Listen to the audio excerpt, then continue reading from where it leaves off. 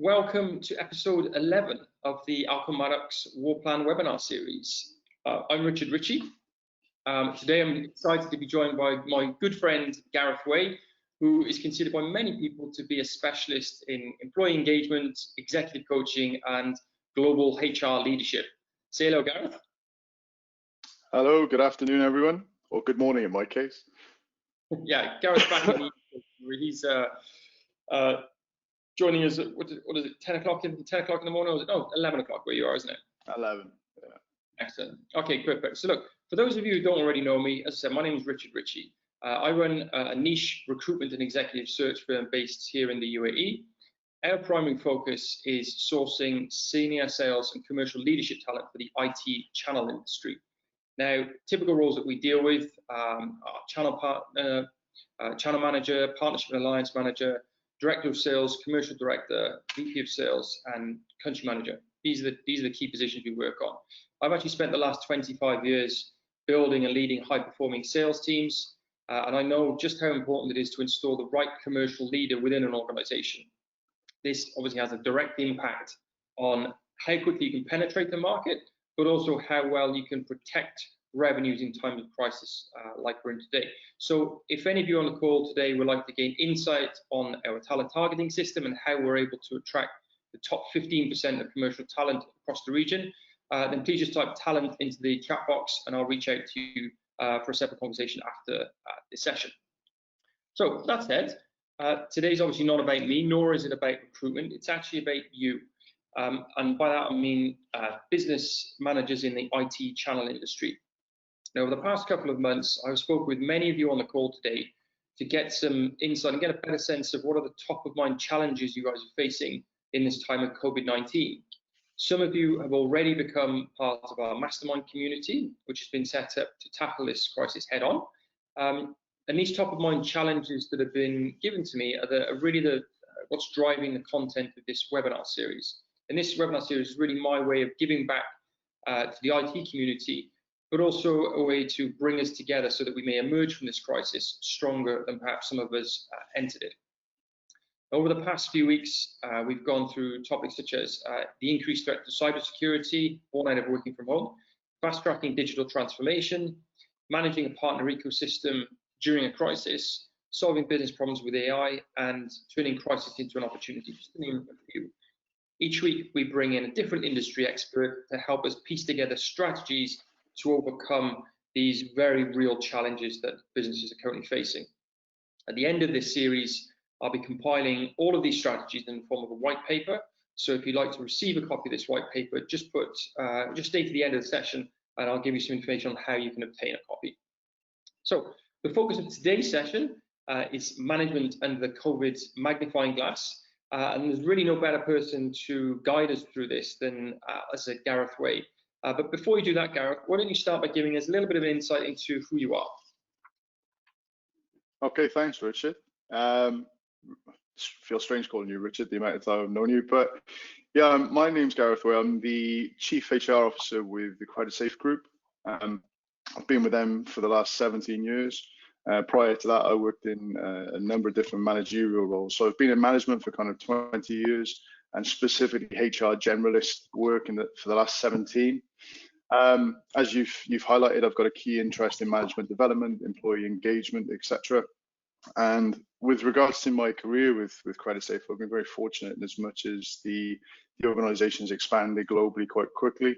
So when I joined in 2002, we had two organizations, one in Sweden and one in the UK. We're now in 14 countries globally, and the entire growth plan has been organic. So from where I'm coming from, the situation with COVID-19 has obviously impacted our business quite significantly. A large proportion of the population in our organization are telesales, so you can imagine the kind of rapid change that we've gone through with people working from home. So hopefully the insights that we discuss and share today will be of benefit to all of your listeners. Excellent, thanks, Gareth. Well, look, as we've already outlined, the purpose of today's session, we're looking to review some simple strategies to overcome these managerial skill gaps, if you like, from a short-term pandemic response perspective, and look at long-term adoption of strategies in the new world. post-COVID-19 world, that is. One of the key frustrations, I guess, that business managers have articulated to me over the last 2 months now would be their, I get disappointment, would be the right word, disappointment in the middle managers of how they performed, or I think necessarily performed, just stepped up to the plate during this period, when they're expected to do something that perhaps, or expected to perhaps manage in a way that they're not used to. So we'll come on to that specifically in a minute, but the 3 strategies that we're going to walk through today would be obviously a back to basics approach, to elevate the solution, and then also the engagement as an acid test. So why don't we take that example, if you like, Gareth, as a kind of starting point, where we were talking about, okay, well, companies are under just disappointed with the level of middle management. What is this problem? How can we overcome this? Yeah, very often you hear the terminology underwhelmed as well, and I mean, I think we've got to come from a starting point of this has been incredibly difficult for everybody. The rapid change of direction that most companies have had to go through as a result of the COVID-19 pandemic, and the shift from the normal office environment to people working from home, managing geographically dispersed teams. None of this comes easy. And if there hasn't been any sort of planning in that regard prior to the events of 2020, I think we, to a degree, and pardon the terminology, we have to go a little bit easy on this middle management group, because it's an incredibly tough situation.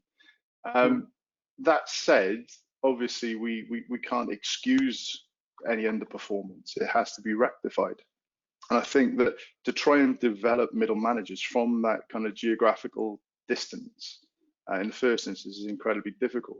So when we were talking previously, and I mentioned the back to basics approach, the key thing for me is, and this is, if we had other Creditsafe employees online listening to this, they'd be looking at me almost as if I have 2 heads, because I'm not a massive fan of fixed procedures and policy. I think that very often that gets overdone in a number of organizations, and in the modern world, when you look at companies that are involved in the development of consumer apps and that kind of thing, it doesn't necessarily fit when they're in that office environment. But when you're at this geographical distance and you've got difficulty in understanding exactly what is going on with your employees and the relationship that they're having with their direct line managers, I think that really taking a back to basics approach and fixing policy and procedure in place and monitoring the outputs of that policy and procedure gives the senior management team the opportunity to understand exactly what the middle managers are doing. And by that, I mean, really basic stuff, your one-to-ones, your team meetings, the team briefings. These are things that should be happening on a daily basis. But if the senior management team don't have sight of that, obviously there's no guarantees that it's being done. So from a reporting perspective and a reporting loop, the senior management team should really be pushing that as a policy piece with the middle management team, engaging the level to which they are conducting those activities, and kind of requesting information about the outputs from those activities. So getting an understanding of exactly what's going wrong out there. When we look at the performance of middle managers, I guess that one of the kind of key measures is the impact they're having on revenue, if sales is a key focus for us. And in the current climate, it would be very easy to see an underperformance as majorly the fault of the manager, but we must remember the impact that COVID is having on every company that we might be selling to. They're going through similar sort of challenges. The contact becomes more difficult. So I think using revenue performance as the sole measure of the level to which the manager is performing probably isn't fair. And we'll come on to that with regards to the third strategy when we talk about engagement. But again, from a back to basics approach, it really is just that. Have you got the policies in place that people are able to follow in kind of an ABC standard to ensure that the work is being done from the point of view of the communication with the employee and making sure that the employee understands exactly what's expected of them? Yeah, I think it's an interesting point, because just from positions I've held in the past where I've I've installed middle managers that report to me, and expected, just, by virtue of giving them that role, I expected them to deliver X, Y, Z, just by telling them what I expect. And when they didn't perform to that level, it confused me, because I thought, well, I've made it very clear what I expect from you, but you're not delivering it. And when it was a point of reflection I had at the time when we were considering letting this person go. I realized that actually it's me as a senior manager, should we say, that has failed this person so far, because all I've done is tell them what I expect, but not really given them any process to follow or any guidance on exactly how I expect them to deliver that. And for me, the way I was able to, let's say, change that was to demonstrate. So rather than saying I expect you to do X, Y, Z, all I did was change the cadence I had with that manager, and they then simply just replicated what they experienced with me, and I found that to be a much more effective management style than just simply telling someone what to do. That's a really good point, and could be quite an uncomfortable question to ask ourselves as well, couldn't it? Because I mean, if our middle managers are underperforming, to what degree is that as a result of us not providing the service that they need from us as senior managers? And that level of kind of introspection, particularly at a time like this, could be quite uncomfortable. But it's a really fair point. I think that people will be a product of what they've been subject to from a managerial perspective. So maybe taking a look at the way that you're operating directly with that management team is key. I just don't want, I wouldn't want companies to be in a situation as we emerge from the crisis to judge the performance of the middle management, let's say, incorrectly or unfairly, and then with a view to perhaps letting some of these people go, when in actual fact it should be a time of introspection or reflection to understand, okay, well, actually, have we failed our managers? Is there something else we need to do better to enable them to perform, because they're now having to perform in perhaps a different environment. So when you're working in an office in close proximity to the teams and people that you manage, it's very easy to, like you say, you don't have the necessary processes and procedures in place because you don't need it, because you see people often enough. Whereas you remove that proximity contact, and there needs to be some degree of fallback. And if that fallback isn't there, I think that's the point, right? Absolutely, and I mean, you've worked in sales for so long. I mean, you understand this inside out. From a telesales perspective, that environment and that culture is very much hands-on. You're gonna have salespeople that have their managers sitting alongside them, coaching them directly, working with them. In some instances, actually kind of participating in the calls directly. And suddenly, overnight, that opportunity was removed for the most part.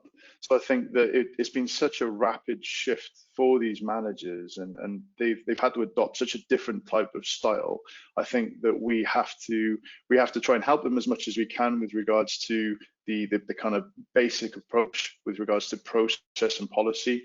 But obviously, from the point of view of what we can deliver as a senior manager, coaching becomes a massive part of that as well. So actually spending the time to talk through the challenges that they're facing, helping them come up with solutions and strategies with regards to individuals and entire teams and departments. So it's definitely a kind of give and take approach.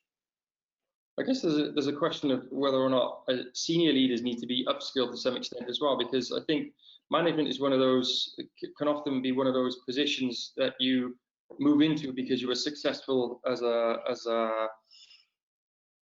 from an operational perspective, but when you move into the managerial position, you're almost expected by default to be a good manager without actually being given any kind of guidance or training. Some companies may send you on courses, but how are we then ensuring that what we learn is being implemented or even absorbed effectively, right? Yeah, it's quite cliched, isn't it? Many businesses. Go on, sorry. Yeah, I mean, I was saying it's quite cliched, the best players don't always make the best managers. And it really is the case. But I think that with your point to that kind of progression into management, I think that very often people reach senior management levels. There's a kind of perception that there is no more development to be had, that they've reached that kind of panacea and that's it. And I think that the development of any individual in a people management role continues indefinitely.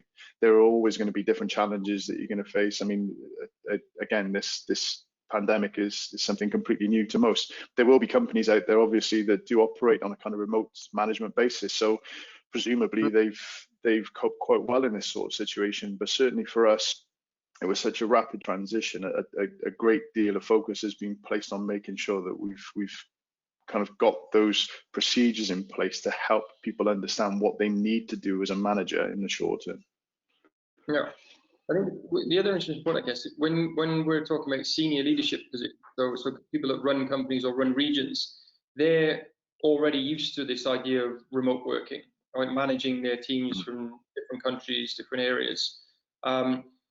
So those people you would expect to continue to deliver even in the current environment. It's the level beneath them that haven't yet been exposed to the requirement to deliver remotely or to manage remotely, are the ones that are kind of missed. These are the ones that we need to kind of, I guess, if you like, protect, or at least, you know, if this period is shown as anything, it's highlighted, let's say, a training gap or skills gap, like you say, but something that needs to be filled. And it's certainly a lesson that we can learn from this period. Not necessarily a critique of our organisation, but something that we should certainly look to improve upon, especially in case of, you know, certainly, for example, where we are now in the UAE, the majority of people are back to work, right? So there may be another wave at some point, or let's just say, forget another wave, but there'll be another situation in the future whereby there will be a requirement for many people to work from home. We need to make sure we've learned something from this period, so that when perhaps another similar period happens, that we have things in place to ensure that our business continues more effectively, right? Yeah, and I think that what you've just discussed there kind of leads on to that second point that we were looking at with regards to elevating this solution. In as much as I think that there are going to be senior leaders within the organization that have a greater level of experience of management by distance. I think that when we talk about elevating the solution, what we're actually talking about is relieving some of the stress and pressure on those middle managers who are dealing with something for the first time. And to use kind of Creditsafe as an example of that, what we did very early on was look at the communication strategy. Obviously, in a typical office environment or in a typical commercial environment, you're looking for some level of cascade of information. So you'll have your senior manager meetings, that's cascaded to departmental heads, that's cascaded to the line managers, that then cascade the relevant information to the employees.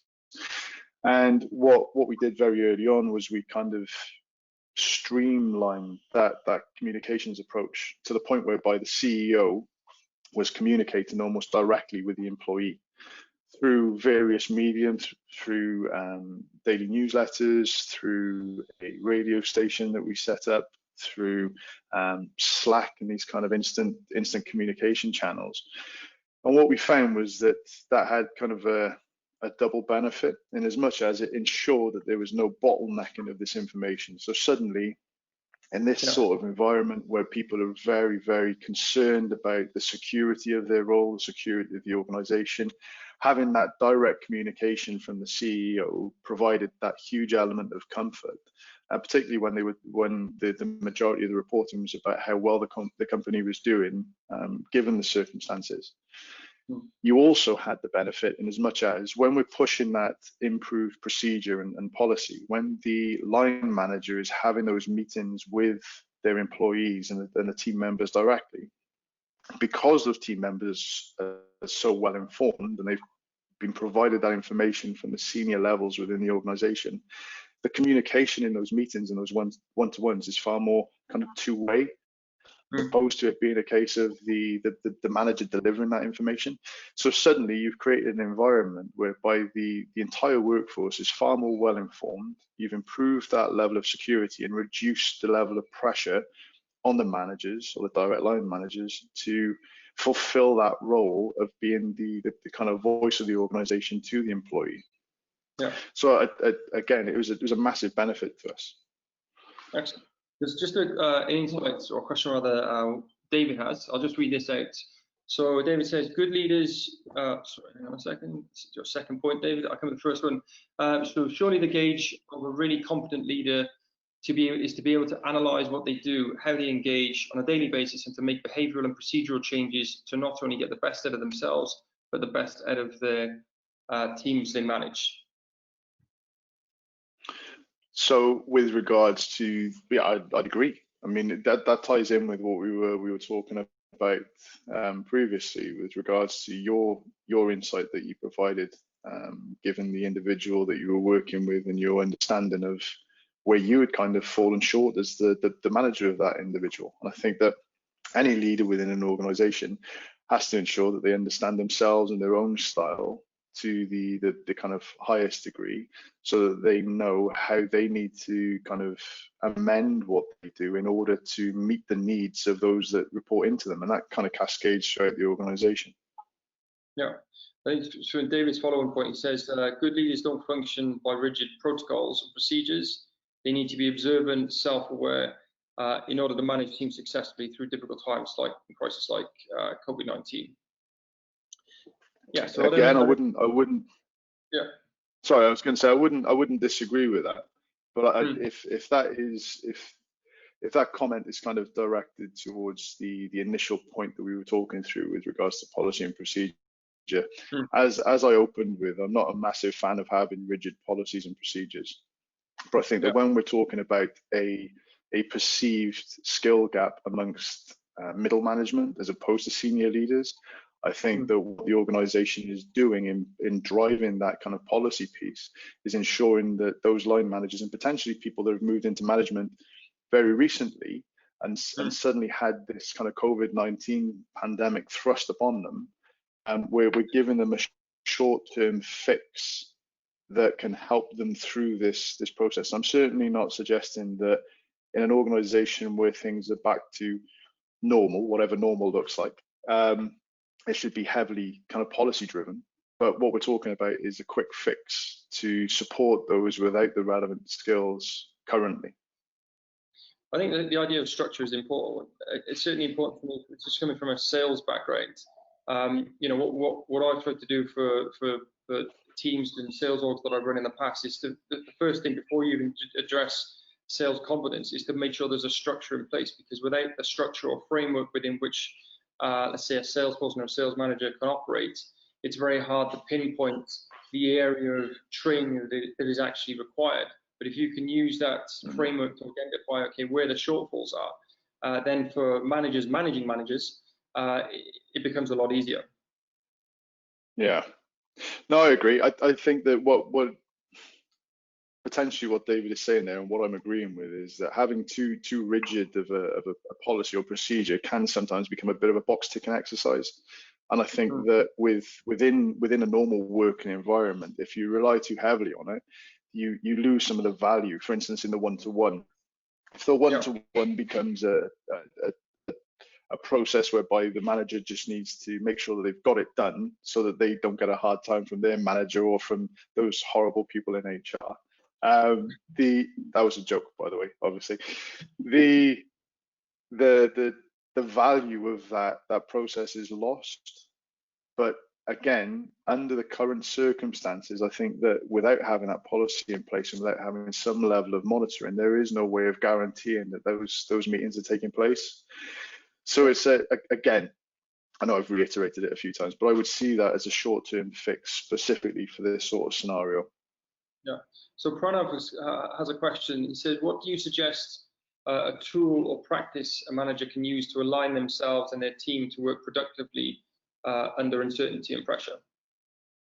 Sorry, say that again. A tool? You're talking about a tool specifically. So what do you suggest a tool or practice a manager can use to align themselves and their team to work productively under uncertainty and pressure? Really good question. I mean, from a tooling perspective, I mean, we don't use a specific system in Creditsafe. I think that with regards to aligning themselves and their team with the organization, obviously the key thing is having a very clear understanding of the mission, vision, and values of the organization and the direction that it's moving in.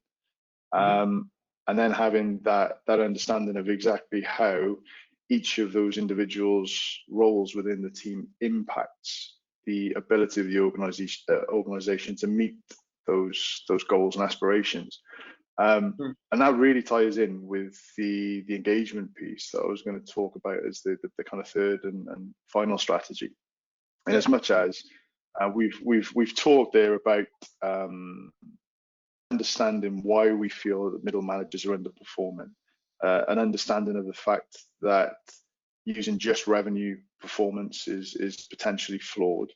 I think that the next thing to look at is how can we measure those managers in a way that gives us an understanding and insight to be able to help them better develop. And one of the things that we found, I mean, obviously there is an array of tools you can use there. One being kind of 360 feedback sessions, where you're getting information from every kind of stakeholder that is impacted by an individual. But what we found to be kind of most beneficial was actually using engagement surveys and measures as a means of establishing the performance of managers. So I mean, if you take the kind of, the Gallup survey information into account, this was conducted a little while ago, but it suggested that highly engaged organizations can have kind of significantly lower absenteeism, up to 41%, 22% higher productivity, 25% lower staff turnover, 21% higher profitability. When you start looking at engagement as a concept and measuring your managers against that, I think that gives you a far greater understanding of the areas in which the manager is either performing or underperforming. Is a term that's used by so many, but I think it's very not ambiguous, but there's quite a degree of scope in engagement, right? You don't just be performing the tasks. Absolutely. Not more than that, I mean, let's be honest. On a theoretical basis, there's still no kind of singular definition of what employee engagement is, and it gets used interchangeably. You'll have people that will look at employee engagement as to what degree are they doing their job. Most recently, my research and my study into it has suggested that employee engagement is about that kind of connection that the individual has with the organization on an emotional level, I guess, how much they enjoy working for that organization. And my contention is that the higher the level of that engagement, the more likely they are to offer discretionary effort over and above what's contractually expected of them. And when you look at the way that a manager impacts employee engagement, so if we look at some of the measures of employee engagement being the level to which an employee has some level of autonomy in their role, or certainly has some kind of decision-making capability with regards to what they do and how they do it. If we look at the work-life balance, which obviously has been kind of shook during the pandemic situation. Again, the mission, vision, and values. I'm sure a number of your listeners have looked at some of the work of Simon Sinek and the why that sits behind an organization, and also the level to which there's some degree of altruism within the organization, and what they give back to society at large. When you look at these kind of wider concepts that sit within employee engagement, the relationship between the line manager and the individual becomes massively important, and you will get feedback within those employee engagement surveys that gives you far greater insight as to how well that manager is performing, and provide you with opportunity to come up with strategies to address each of those kind of issues. Yeah, like you said, the first point is actually capturing that insight so that you know what to deal with. I've got a couple of questions here, which I'll just relate. So Zia has said, so senior management which use the legacy system, reporting and procedures are not able to communicate as technology savvy as middle management and don't believe in remote working effectiveness.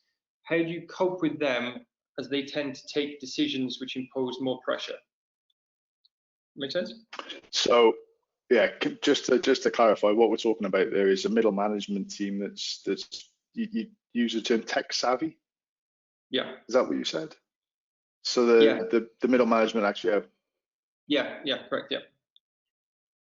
So the middle management have a better understanding of how the technology could assist the organization, but you've got a senior team that's slightly kind of distanced from that, making decisions in spite of that middle management team.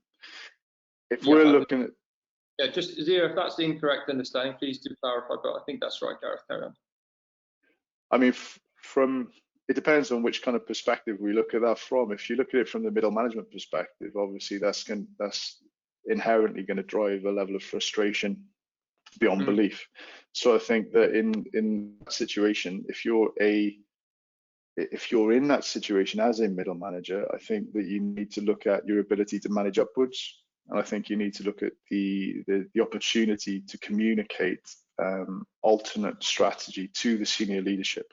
And in those situations, obviously, it's about painting a kind of business benefit picture.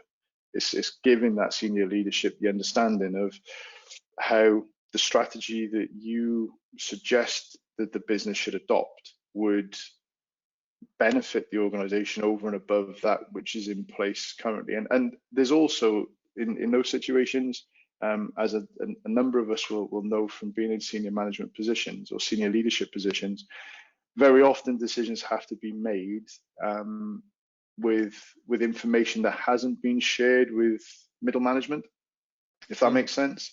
So I think that very often there needs to be that kind of open communication between the middle managers and the senior management, so that there's an understanding of why, for instance, yes, this strategy would fit better from that perspective, but given what we know as an organization, the direction that we're moving in, budgetary constraints, etc., this is the decision, the strategy that we have to go with. Does that make sense? There's a kind of difference between perfection and necessity. Yeah, I think it's interesting the point you make about transparency and middle managers perhaps not getting a full insight on why certain decisions are being made or certain restrictions are being imposed upon them, which kind of leads in some way to the next question by Fadi. Fadi says, how do you see the impact of layoffs on businesses, and how do you see senior managers continue to deliver under such circumstances? Yeah, it's a tough one, isn't it? And I mean, we were talking about this yesterday with regards to trying to look ahead and get a clear understanding of exactly what the world's going to look like after COVID-19 and the pandemic has kind of come to a close, if it ever does. I think it's incredibly difficult. Obviously, there's a number of organisations that have, out of necessity, had to go through layoffs. The impact on the senior management team or any management team will obviously be a reduced workforce capacity. So you've got to, again, I think it's looking at what is realistic and what can be achieved by an organisation with that reduced capacity. I think that you've really got to go back almost to the drawing board and take a look at the original kind of aspirations of the organisation and kind of downscale and move back in order to survive. I think that as an organization, it's going to be different for many organizations. For instance, I can't sit here and comment on how the international flight industry is going to bounce back or work through this, because I mean, obviously it's been impacted hugely. From a personal perspective, with Creditsafe, we've been incredibly fortunate in as much as we've not been in a position whereby we've had to make any sort of substantial layoffs. And the current situation actually makes people more sensitive to a product like that which Creditsafe sells, because they want an understanding of the companies that they're doing business with, etc. You know, you've got to look at it on an industry by industry perspective, but I think that whenever you're in a situation where finances have driven a reduction in workforce, you've got to then really sit down and be realistic in planning what is achievable with what you have. Does that make sense? Yeah, totally. You know, it's just it reminds me of a conversation I had with a client just 2 weeks ago. So their decision during this pandemic was, rather than downsizing their workforce, which would mean when we bounce back, they'd be at a shortfall from a capacity point of view. They decided to temporarily reduce everyone's salary, and that's across the board. So the way they did that was very transparent, very, they were able to get buy-in. I think one of the reasons why they were able to get buy-in was because it was across the board, so everyone was involved in it, not just a certain level of the organization. The other thing which was really insightful for me was the way in which they promised how they would recover that. So there were, I think, 3 key projects, which they said, look, if any of these 3 key projects come in, that means we then have the money to pay back staff, or by September, if we're able to hit a certain revenue figure, irrespective of the number of different types of projects that come in, then we'll be in a position to pay back staff. And what that's done is it's been used as a way to almost rally staff together to work much more cohesively to get the job done. And you find, this company finds that the people are now doing things that they wouldn't ordinarily do in the normal job that they're mandated for. They're literally, it's literally all hands to the pump, right? Everyone is doing everything they can in order to recover, because they know and they trust and believe that they will be looked after. Whereas I think some companies that have had to make salary reductions with no clear insight into, okay, will I be paid back for this period? Or will my salary be up to what it was at some point in the future? And I think that degree of uncertainty is something that needs to be managed from a senior level. And I think that certainty or uncertainty is managed just by its transparency, but then also trying to create certainty in an uncertain situation, if that makes sense.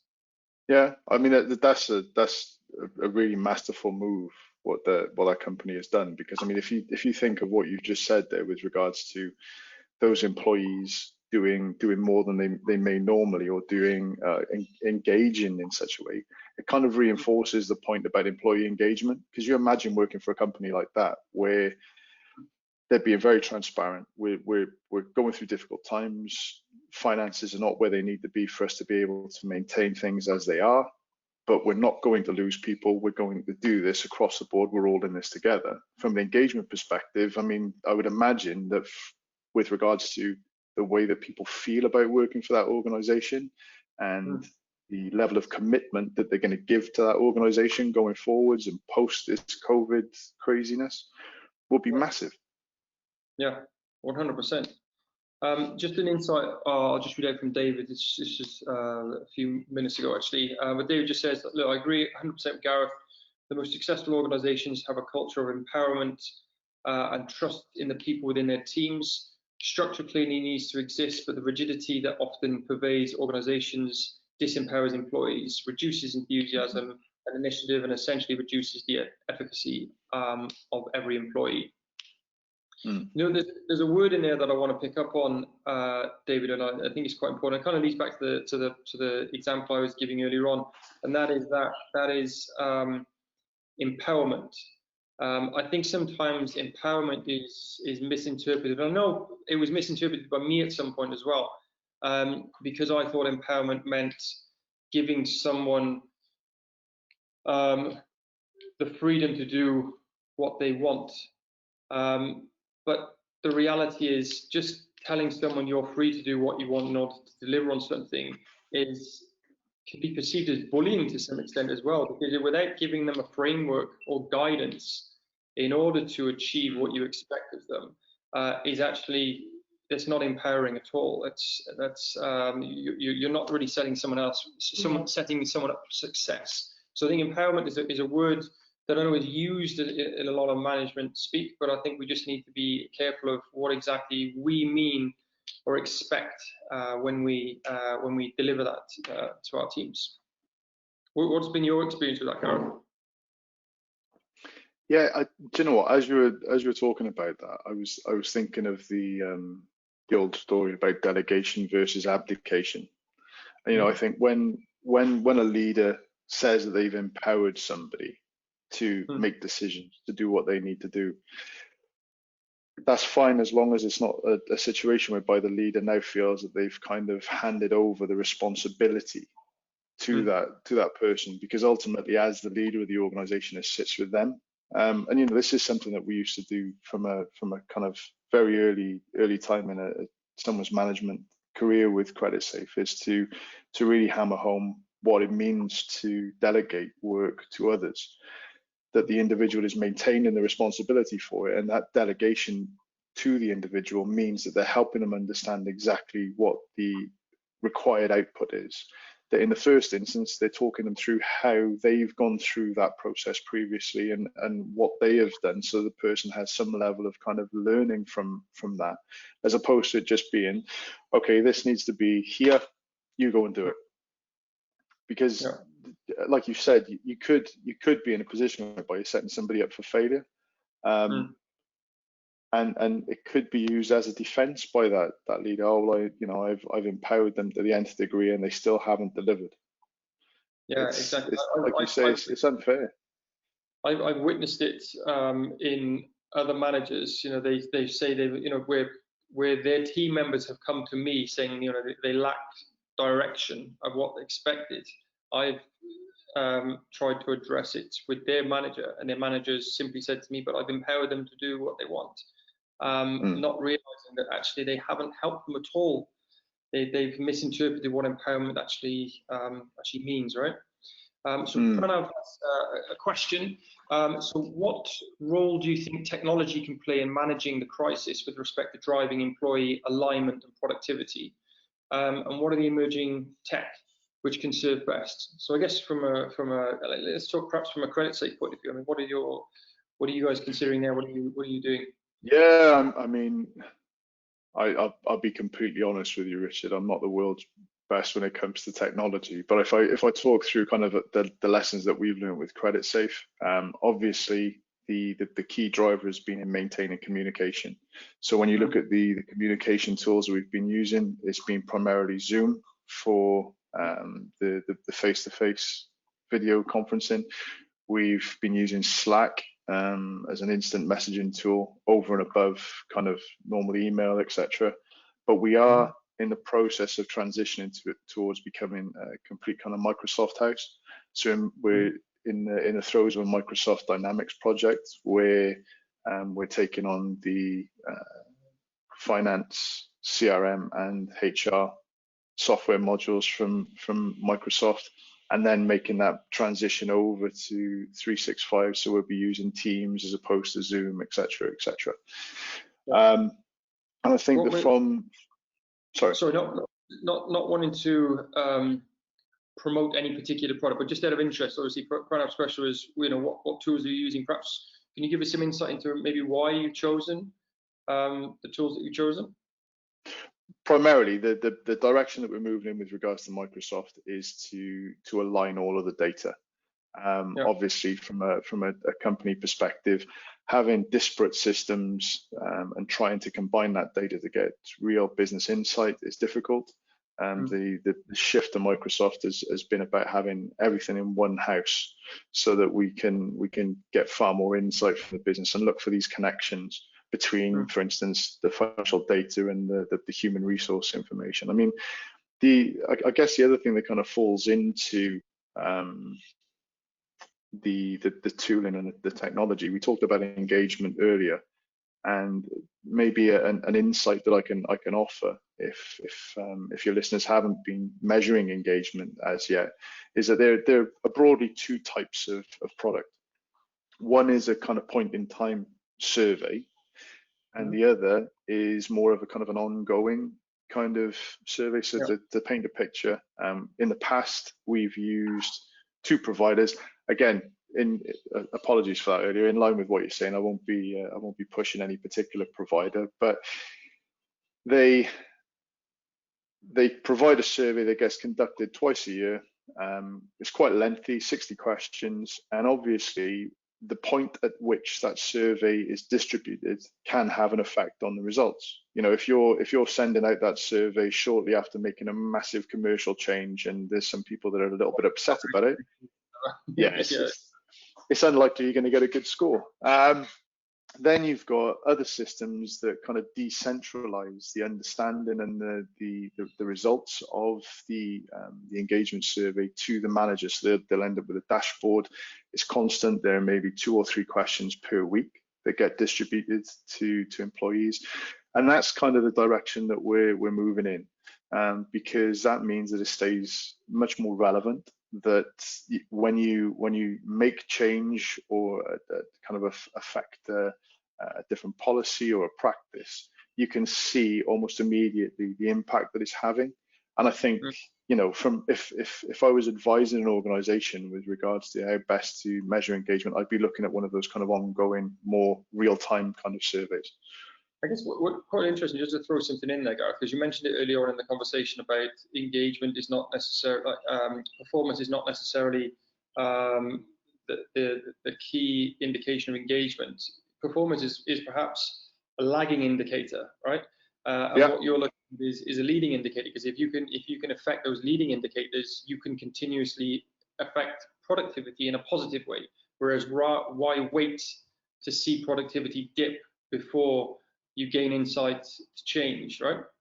Absolutely. Well, I mean, kind of financial performance is it's a symptom, isn't it? It's a byproduct of doing everything right.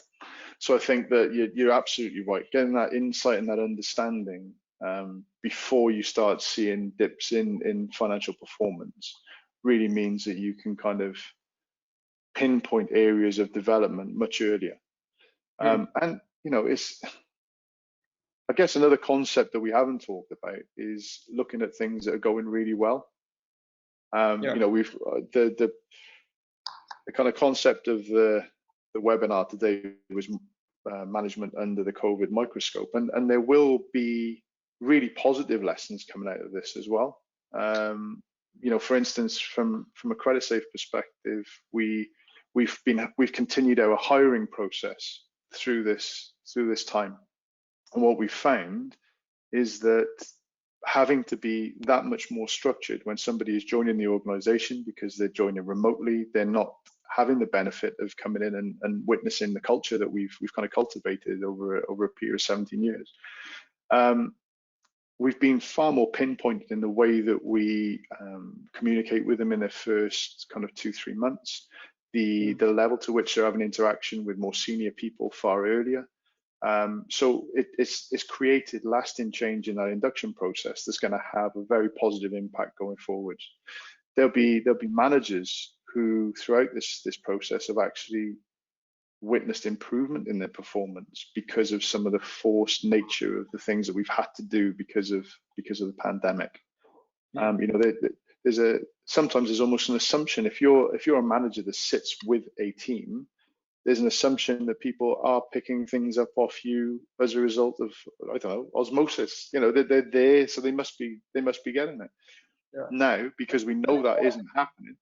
I think a lot of companies assume that, though, right? They assume that, you know, and this is certainly from what I've seen and what I've luckily enough been able to influence in a lot of the companies I deal with is the onboarding process, right?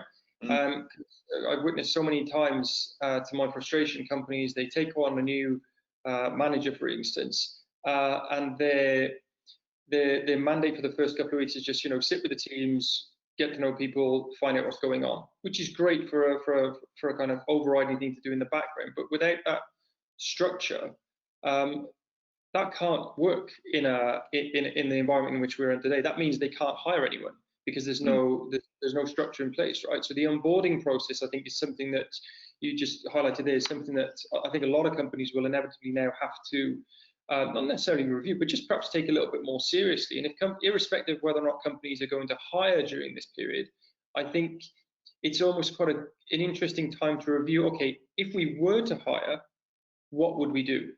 And I think asking that question of our HR teams or of our senior leadership teams, what comes out of those conversations will be, I think, quite telling as to how perhaps serious people take this part of the business, right? Because the first 3 months of someone's life within an organization will have a lasting impact on their productivity and also heading perceive their role, how they perceive the people around them. So I think if we take stock of that and take this time to review those specific procedures, I think we'll all gain to benefit. Gain to benefit, stand to benefit. Absolutely. And you know, you can almost expand on that as well. In as much as the induction piece is important, but how many different topics could we, as a senior management team, whether within an organization or in a setting such as this, sit down and look at the potential of change as a result of the pandemic? You know, there are plenty of topics where people don't have the answers, but sitting down and working through things means that you're reflecting on what you do as an organization, what other you're learning from some of your other listeners, and getting an understanding of how they operate and work to drive improved practice after. Well, what does after, you know, even that question, what does after look like? We're talking at the moment. I mean, obviously you've highlighted that in the UAE, the majority are kind of back to work. In the UK, it's very fragmented. Some companies have gone back. Obviously, there's differences in practices in legislation between Wales, England, Scotland, etc. We're in a position whereby we actually surveyed the staff to establish what level of voluntary returners there would be, and we were amazed with. I mean, we've in the local office, we've got around 200 employees. 13 came back to say that they would voluntarily go back into the office as soon as possible. Now, why is that? You know, we've always we take pride in the fact that we've created this culture of high engagement. We feel that we're different. We've had that reinforced numerous times by our employees, and yet they don't want to get back into the office. So when you start questioning why that is, they've seen how effectively they can work from home, that it's actually improving employee engagement. We conducted an engagement survey during this pandemic, and we saw an increase of 5% engagement because people are kind of getting a better work-life balance. They're not having that hour commute in the morning, and they're still productive. Then you look at it from the point of view of some people are in a position whereby they would much prefer to go back into the office because of the working environment that they're in at home.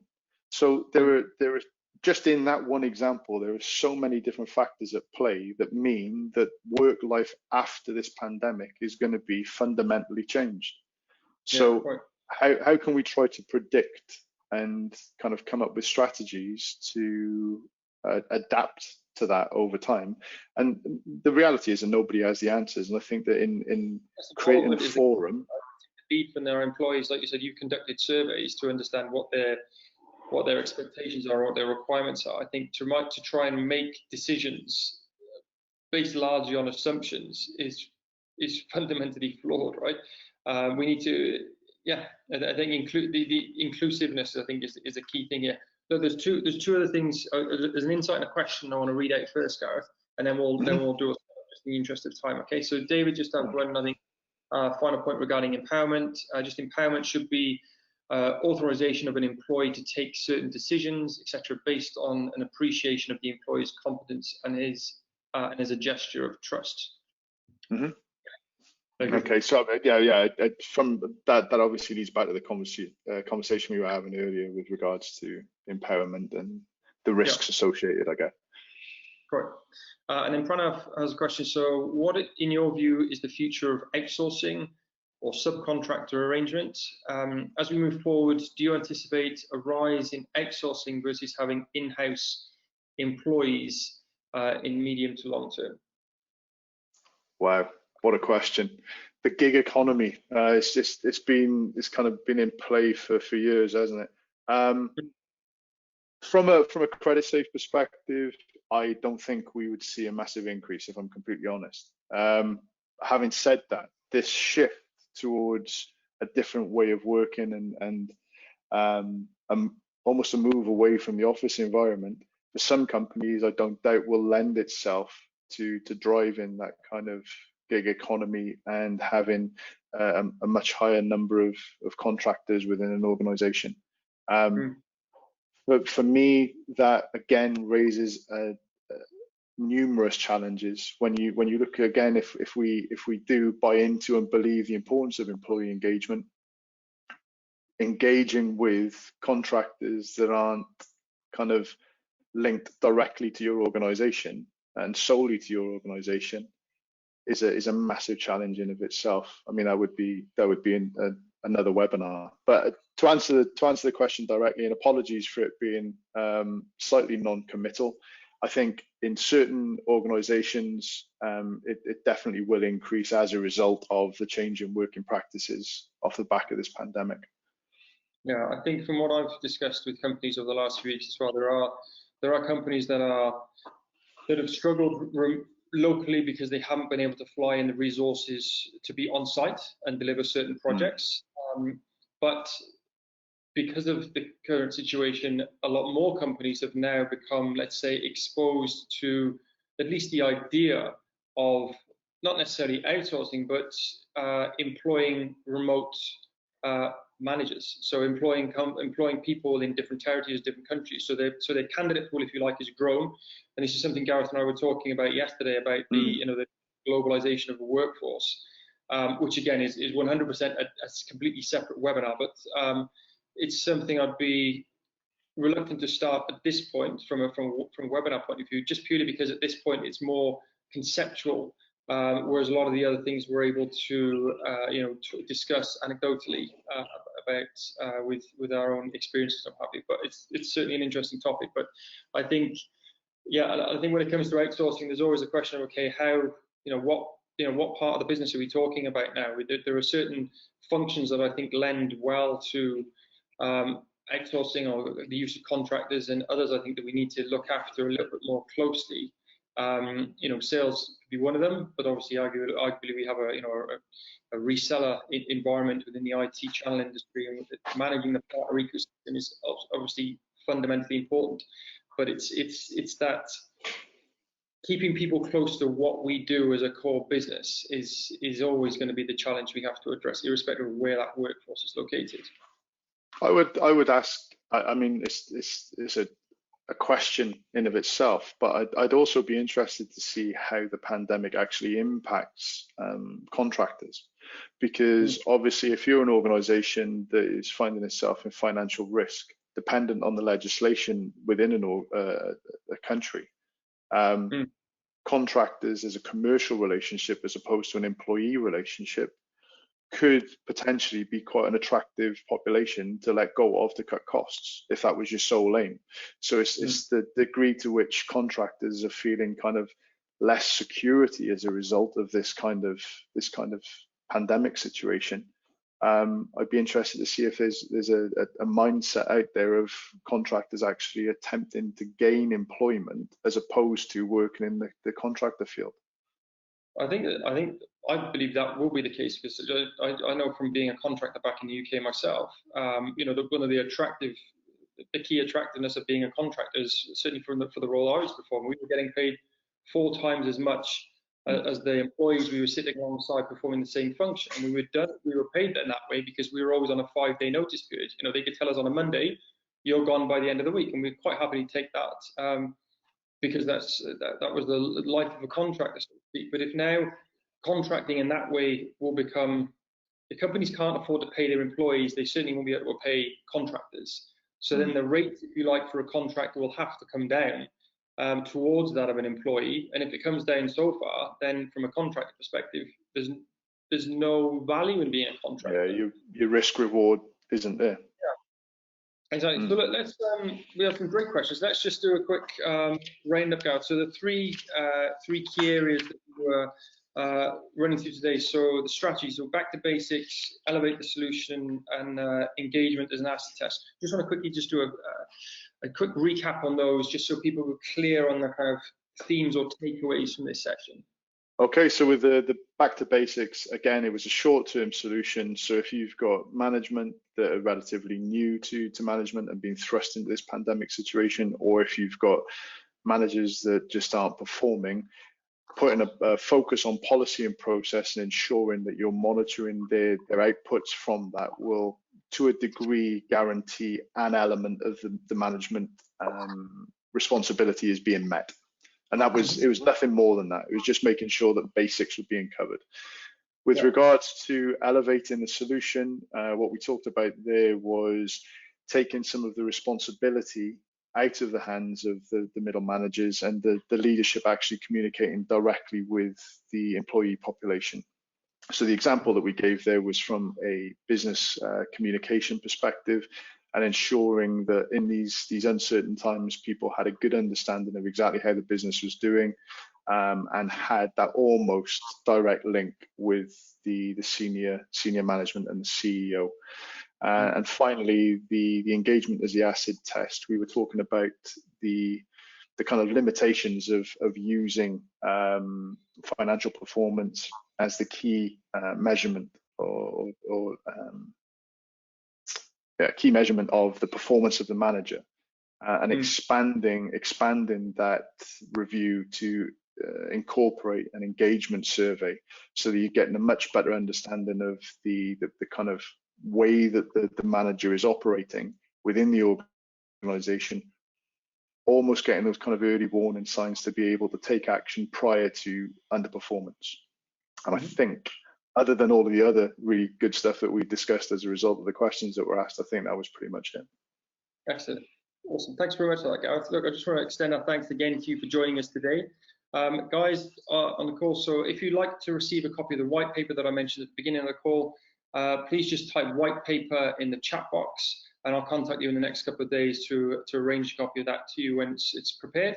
Also, if you'd like to arrange an informal chat about becoming part of a mastermind community, again, please just type mastermind in the chat box, and again, I'll reach out to you, or one of my team will reach out to you in the next couple of days.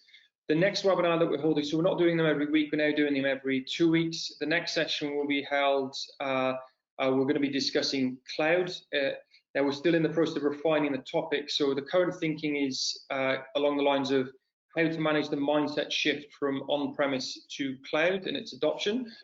So if you have any recommendations or specific requirements on this topic, then please do let me know, because as I said at the beginning of the call, the content that we put on here is very much driven by what you guys require. So if there's any challenge you guys are having around cloud, let me know, so that we can use that as a way to guide the next delivery point. So thanks very much again, Gareth.